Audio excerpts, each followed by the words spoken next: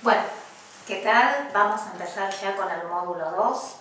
A los que hayan leído el módulo 1 recordarán que terminamos con las 4E de la comunicación efectiva.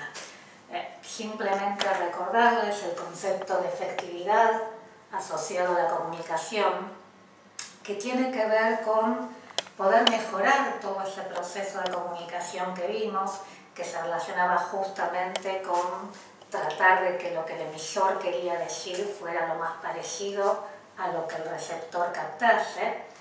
Pero además, cuando hablamos de efectividad, le sumábamos la posibilidad de que justamente la comunicación cumpla el objetivo que se había propuesto.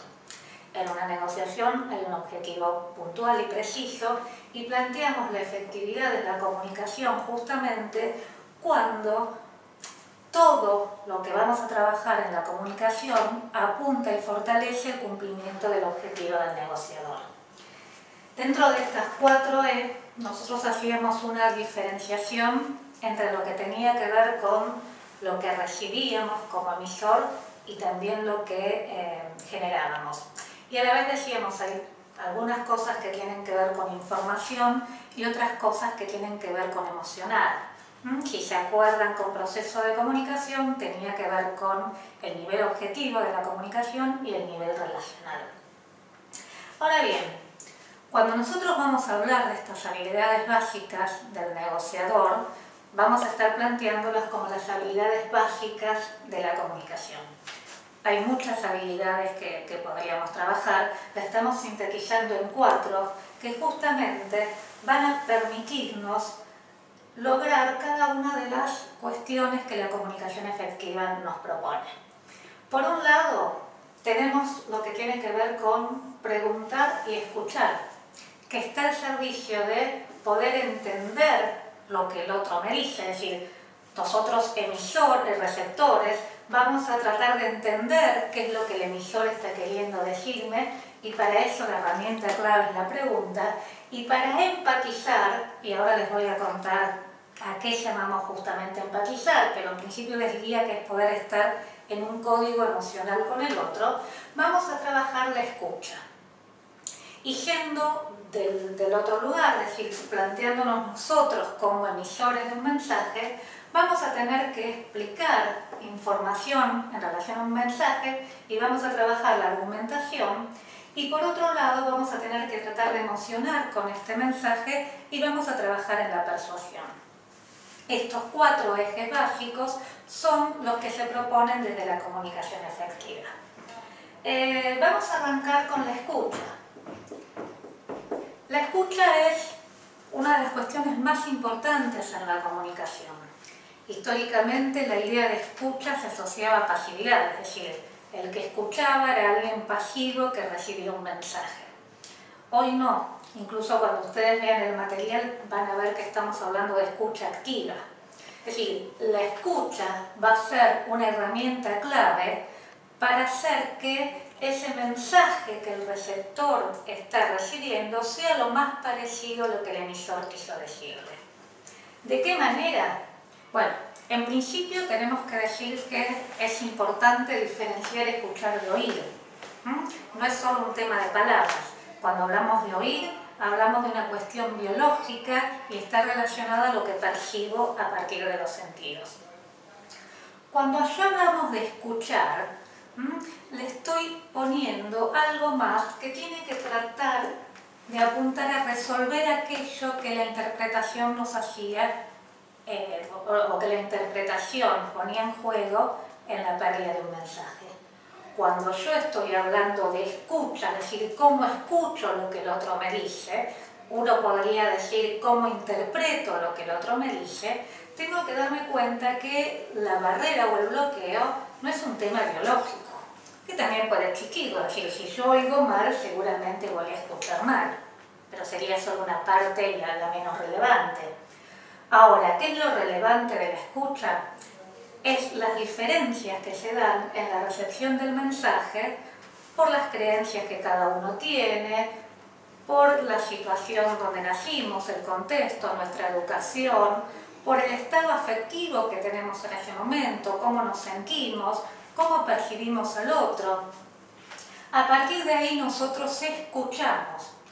Y entonces esta escucha lo que va a intentar es resolver ese malentendido básico que se da en el proceso de comunicación humana.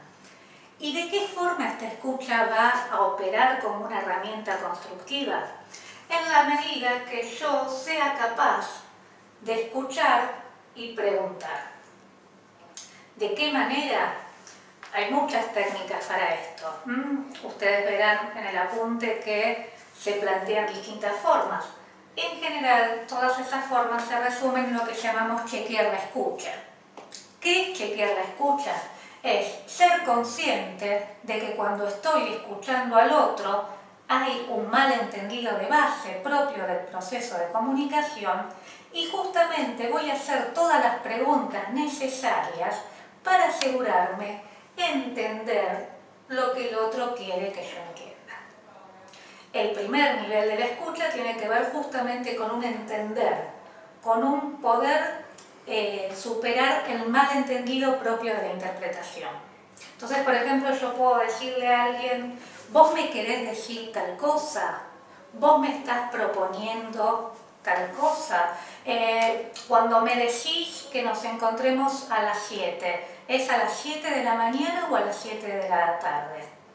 Esa diferencia, ese ajuste de una pregunta que surge a partir de la escucha es lo que nos va a permitir, en principio, entrar en el código del otro.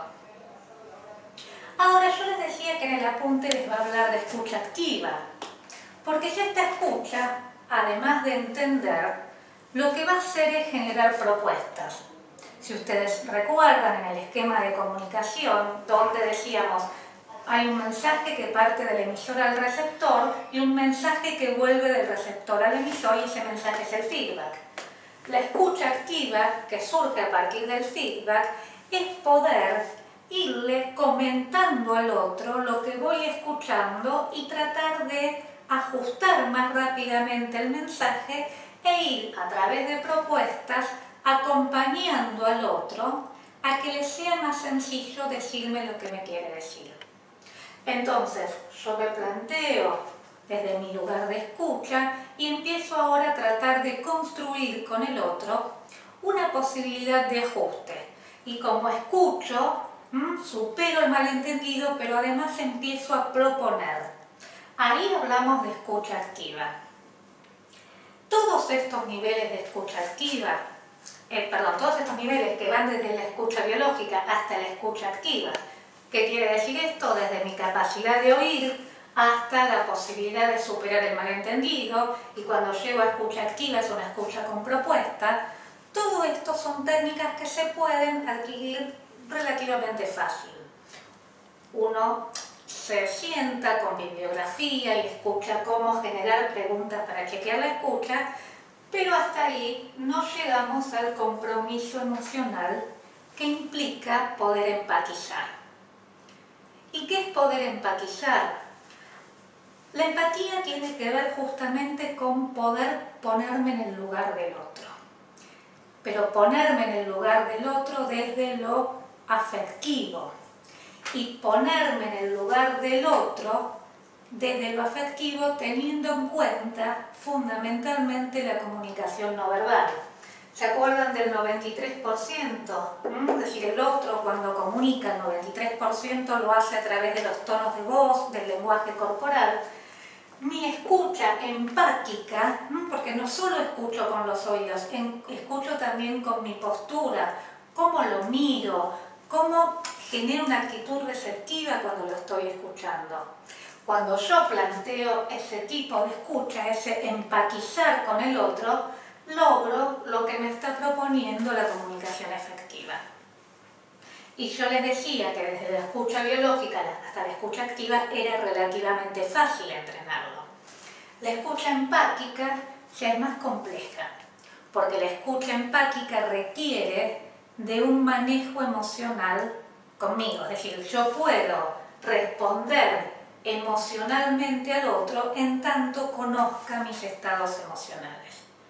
La inteligencia emocional justamente habla de mi capacidad de registrar mis propios sentimientos y los sentimientos del otro.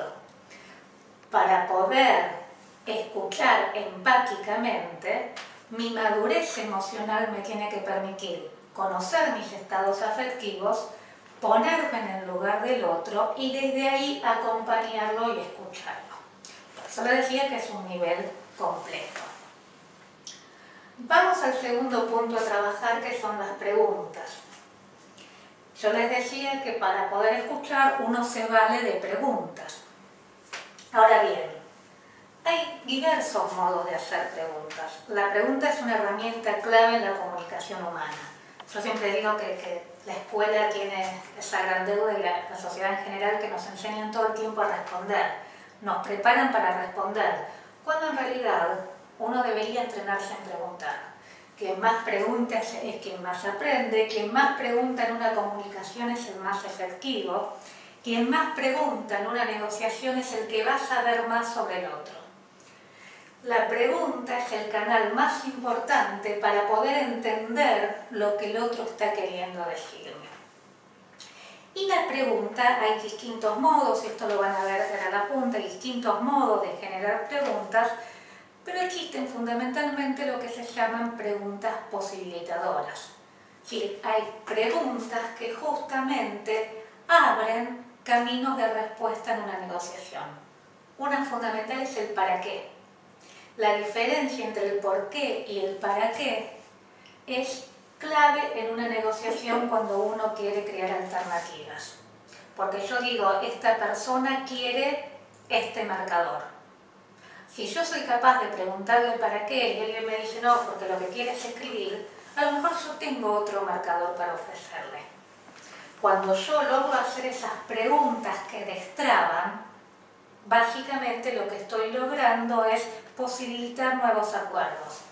Si recuerdan los que hicieron la actividad 1, en esos 3 casos, esas 3 situaciones de negociación, la clave estaba en saber preguntar. Tanto en el ejemplo de la naranja, como el de la bibliotecaria, como el ejemplo en el bar con los clientes, la clave la tenía, o los que lo hicieron y los que no lo hicieron, era hacer esa pregunta del para qué.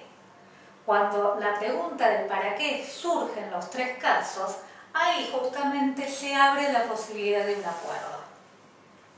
Entonces decimos, el preguntar y el escuchar hasta un nivel activo son habilidades que se entrenan con cierta facilidad. Esto es cuestión de técnica.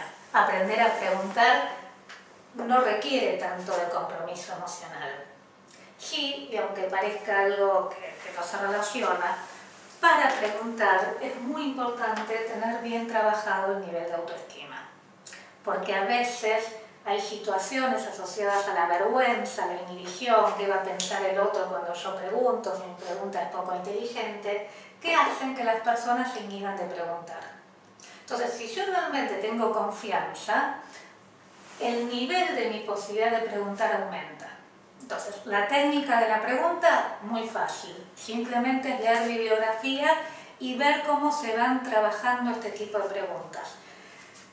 Tanto para escucha como para preguntas, en bibliografía opcional hay textos que justamente profundizan cómo construir ambas cosas. Ahora, lo que tiene que ver con el trabajo de mi autoestima y el trabajo sobre mi mundo emocional es más complejo de entrenar. Desde la mirada, tanto sea del coaching o de algunas disciplinas como las PNL, son cuestiones también a entrenar. No estamos hablando de una necesidad de una terapia o tener que trabajar alguna cuestión que se asocia a una enfermedad. No, sino son habilidades propias de la inteligencia emocional que hay que entrenar, como ser la autoestima y como ser la gestión de relaciones. Bien, con esto trabajamos lo que es la primera parte de la comunicación emocional, direccionada a lo que tiene que ver con mi postura como receptor. Vamos a trabajar lo que tiene que ver con mi postura como emisor. Y por un lado tengo la argumentación, fundamental en una negociación.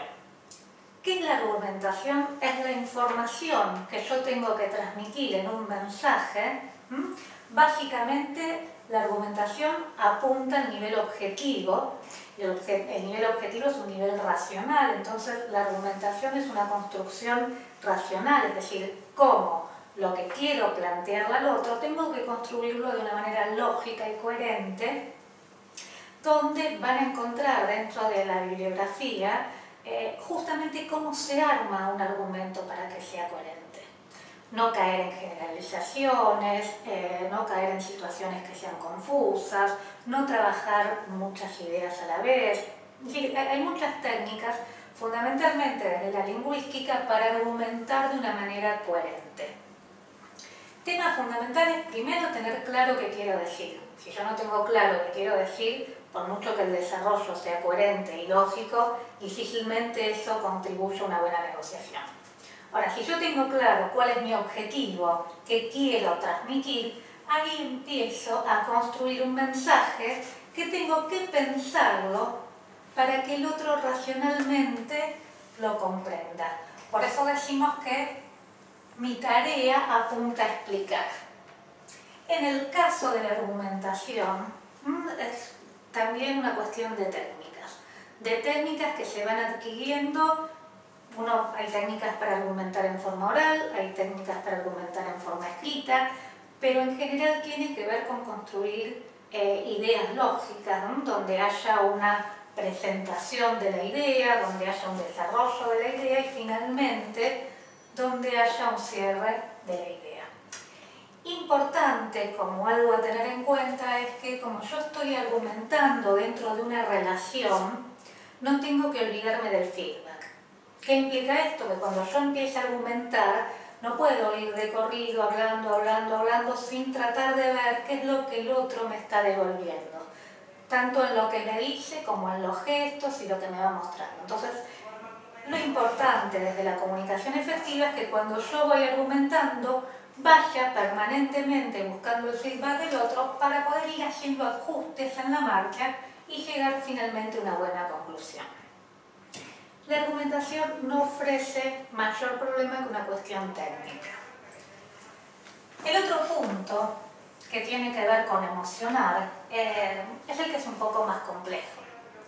Más complejo porque, como decía, en algunas cuestiones de ciertas preguntas o de escuchar, uno argumenta, y yo lo planteo como la capacidad de persuadir desde un nivel emocional, es decir, desde la emocionalidad propia, desde mi propio entusiasmo, mi propia convicción, persuado al otro. ¿Qué planteamos con la idea de persuadir? Es justamente tratar de hacer que el otro haga lo que yo quiero que haga. En una negociación, es decir, tratar que el otro llegue al acuerdo que le estoy proponiendo, que lo acepte. Y si uno diría cuál sería el punto más importante de persuadir, y debería ser tan buena mi capacidad de persuasión que no sea yo quien proponga, sino que sea el otro quien me proponga a mí el acuerdo que a mí me resulta beneficioso. Yo les estoy planteando dentro de la bibliografía lo que se llaman básicamente leyes de la persuasión, es decir, cuando uno persuade más, pero básicamente lo que me interesa transmitirles en este punto es que en la persuasión me estoy basando básicamente en la emocionalidad, porque el 70%